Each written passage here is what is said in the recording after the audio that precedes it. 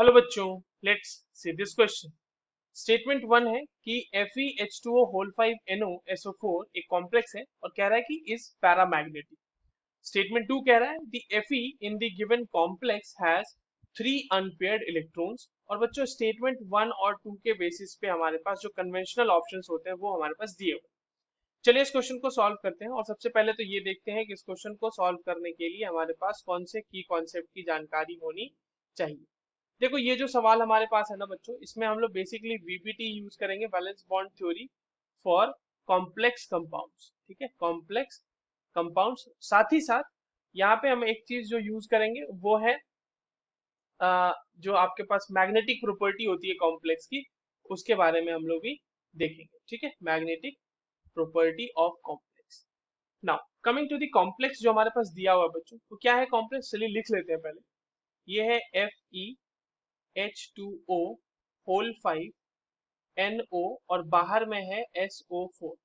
तो अगर ये आयोनाइज होगा बच्चों तो इसको हम इस तरह से भी लिख सकते हैं कि इसके ऊपर 2+ चार्ज होगा और SO4 के ऊपर 2- चार्ज होगा। हम सिर्फ कॉम्प्लेक्स की बात करते हैं।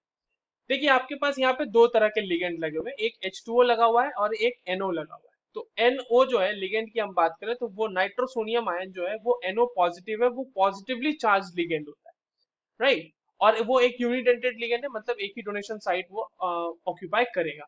तो ये एक पॉजिटिवली चार्ज लिगेंड है। तो अगर हम ऑक्सीडेशन स्टेट कैलकुलेट करें आयरन की, मान लेते हैं उसका X, और वाटर जो है आपका वो न्यूट्रल लिगेंड होता है, तो उसके क्या हो जाएगा 5 × 0, कोई चार्ज ही नहीं है उसपे। और नाइट्रोसोनियम आयन के लिए +1 आ जाएगा और ओवरऑल पूरे कंपाउंड पे चार्ज है हमारा +2। तो यहाँ पर से x की वैल्यू आ जाती है बच्चों हमारे पास +1, यानी कि इस गिवन कॉम्प्लेक्स में हमारा आयरन जो है वो +1 ऑक्सीडेशन स्टेट में है। अब अगर आयरन की हम बात करें तो आयरन का कन्फिग्रेशन क्या होता है 26Fe, यानी कि configuration is argon 3d6 4s2। ठीक है, ये होता है हमारे पास कन्फिग्रेशन। और अगर आपके पास Fe+ आयन का कंसंट्रेशन है या फिर Fe+1 बोल लो, तो ये हो जाएगा आर्गन 3d6 4s1। इसको लेके हम लोग आगे सॉल्व करते हैं। चलिए अब आपके पास नाइट्रोसोनियम आयन जो है बच्चों, ये एक स्ट्रॉन्ग फील्ड लिगेंड है। स्ट्रॉन्ग फील्ड लिगेंड समझने का देखो इस तरह, यहाँ पे इस तरह से समझ लो कि इसके पास बहुत ही दो तगड़े इलेक्ट्रोनेगेटिव एलिमेंट्स हैं, ऑक्सीजन और नाइट्रोजन दोनों।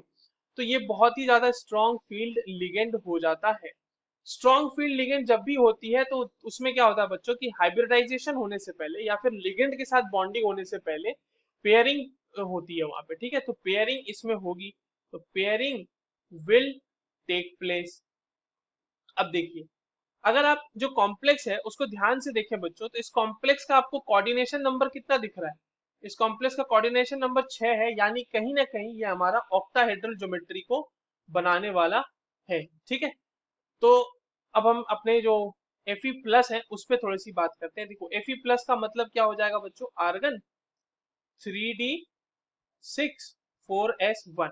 तो इसको ड्रॉ कर लेते हैं, ये हमारे पास हो जाएगा 3d6, पहले बना लेते हैं ये इस तरीके से। तो 1 2 3 4 5 और 6, और एक हो जाएगा हमारा 4s1। ठीक है, ये आपका 4s है और ये आपका 3d। बाकी इसके पास जो है 4p भी खाली है अभी, दोनों का मतलब पूरा का पूरा, और इसके पास पूरा का पूरा 4d भी खाली है। ठीक है, 1 2 3 4 5, ये हो गया आपके पास 4d। तो इसमें क्या होता है कि NO के प्रेजेंस में एक इसकी पेयरिंग होती है, ये इलेक्ट्रॉन यहाँ चला जाता है। तो पेयरिंग होने के बाद अब देखिए कन्फिग्रेशन क्या बनेगा बच्चों। अब कन्फिग्रेशन आपका बन जाएगा 1 2 3 4 5 6 एंड 7। इससे ज्यादा पेयरिंग नहीं होगी, क्योंकि अब हमारे पास देखो ऑक्टाहेड्रल बनाने के लिए हमें कौन सा हाइब्रिडाइजेशन चाहिए, D2sp3 या फिर sp3d2।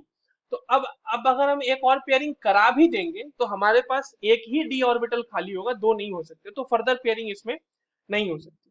तो अब हमारे पास पेयरिंग तो हो गई, बट हमारे पास हाइब्रिडाइजेशन जो होगा बच्चों वो आउटर हाइब्रिडाइजेशन ही देखने को आपको मिलेगा। ये आपस में मिलके sp और d2 मिलके हाइब्रिडाइजेशन कर देंगे, sp3d2, और वहां पे बॉन्डिंग हो जाएगी। ठीक है, तो अब आप देखो इसके पास अनपेयर्ड इलेक्ट्रॉन कितने बच रहे हैं बच्चों, बॉन्डिंग के बाद 3 अनपेयर्ड इलेक्ट्रॉन बच रहे हैं ना, n = 3। और अगर आपके पास अनपेयर्ड इलेक्ट्रॉन है तो वो सब्सटेंस आपका क्या होगा, पैरा मैग्नेटिक, राइट। तो ये हो गई हमारी बात इसके बारे में। अब हम अपने स्टेटमेंट्स को पढ़ लेते हैं। पहला स्टेटमेंट क्या कह रहा है कि जो गिवन कॉम्प्लेक्स है वो पैरामैग्नेटिक है। हाँ बिल्कुल सही बात है, ये तो है पैरामैग्नेटिक। स्टेटमेंट टू क्या कह रहा है कि Fe के पास उसमें 3 अनपेयर्ड इलेक्ट्रॉन है, ये भी बात सही है। और 3 इलेक्ट्रॉन अनपेयर्ड इलेक्ट्रॉन होने की वजह से ही वो पैरामैग्नेटिक है। इसीलिए स्टेटमेंट टू जो है वो करेक्ट एक्सप्लेनेशन है स्टेटमेंट वन का।